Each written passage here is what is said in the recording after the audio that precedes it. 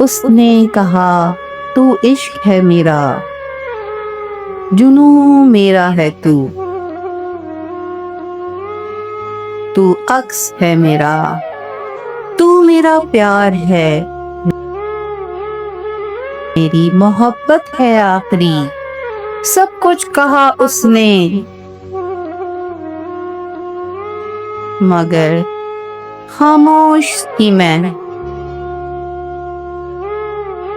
तंग आकर वो ये बोला, तू मेरी कुछ भी नहीं।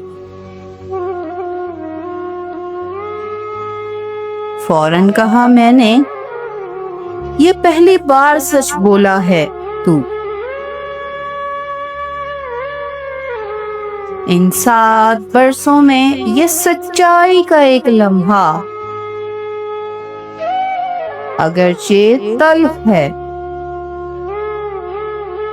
कड़वा बहुत है, यह हकीकत है बदल डाली है जिसने जिंदगी मेरी। मुझे जीना सिखाया है, मुझे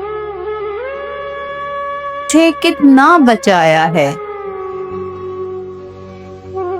ये एक लम्हा बहुत अनमोल है मेरे लिए,